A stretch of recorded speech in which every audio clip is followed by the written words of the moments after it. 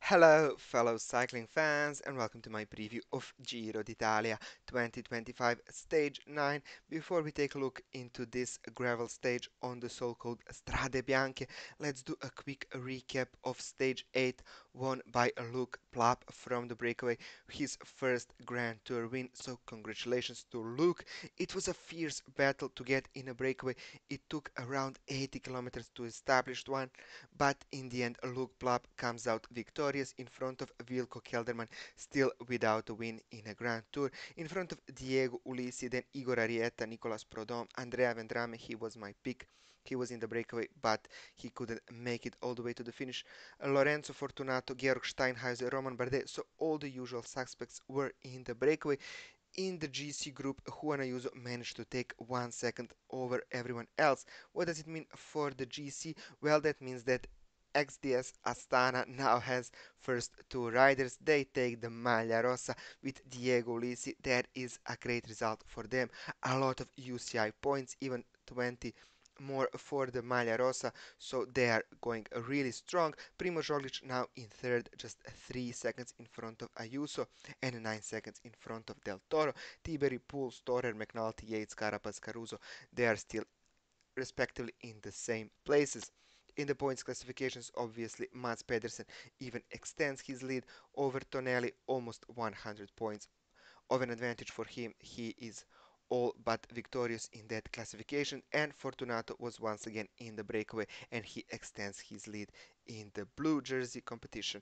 In the yacht classification, Juan Ayuso is obviously leading, and in the teams, you already know it's UAE Team Emirates' competition.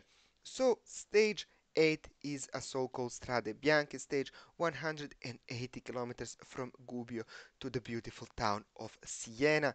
We have just two climbs, La Cima in the first half of the stage, 4.2 kilometers at around 7.5%. So this is an ideal place for the breakaway to establish. Then it's a rolling terrain before we reach those gravel roads that leads us all the way to Siena. We have the similar finish as in Strade Bianche race. As we can see here on the map, this is the in round into Siena. We are using the same cobblestone climb into the city center, and these are the final 3 kilometers. It is slightly downhill before the steep climb into Siena, with an average gradient of around 12.4% and a maximum gradient of around 16%. So probably we will see a decisive move happening here. This is how the stage looks on the map. We are once again going to the west from Gubbio. So what is important on this stage are those gravel sectors. We have 4 of them, including the San Martino in Grania. This is the sector that is also used in Strade Bianche.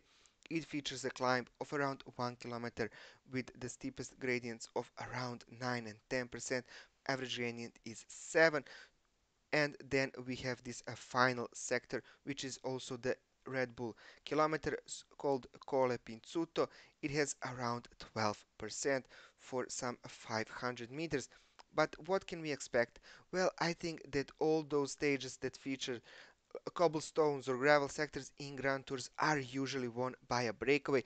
Yes, the GC teams, they try to push hard on the gravel sectors, but then once they reach asphalt, they kinda relax the tempo, they let their domestics come back.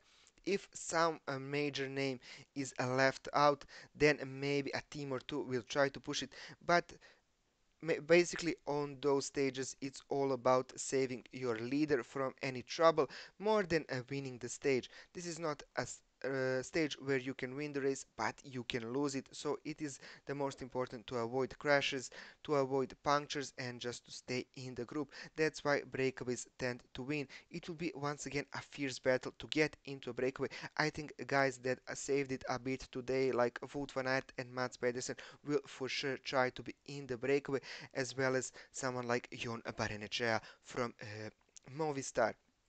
The weather on Sunday in Tuscany will be pretty nice, 20 degrees throughout the day, not a lot of wind, 3 meters per second from the west, so that means that it will mostly be a headwind. That will probably be a bit of a trouble for the breakaway, but I still think that the breakaway will make it all the way to the finish in Siena. what do the bookmakers think? Well, they have Tom Pidcock as the number one favorite, but I think that he is still going for the GC, and it's really hard to see him winning this stage.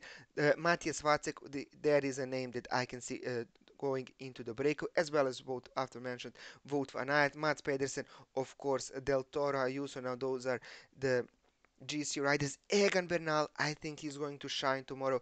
This is the terrain that he loves, and maybe he can try and push and create a separation from Ayuso and Roglic. They don't really shine on those gravel roads, and there is a chance for Egan Bernal to get some time back. I expect him to try and attack. His Ineos team is also good on gravel roads. Zambanini, Ciccone, Filippo Zan, etc. etc. So who is my favorite for tomorrow? Well, I will have to go with Mads Pedersen. I think that he recovered from his crash on stage 7, and then I can see him going into the attack and winning tomorrow in Siena. That is all for this preview. Like it if you enjoy my comments about stages. Please don't forget to subscribe. Every preview of every Grand Tour stage, every major one-day race or stage race in the World Tour calendar is only here in my channel, the best place on the internet. So thank you for doing that. Also hit that notification bell so you never miss a preview. That is all for this video. I hope to see you tomorrow for the preview of an individual time trial on stage 10 after a rest day on Monday. Have a great day and bye.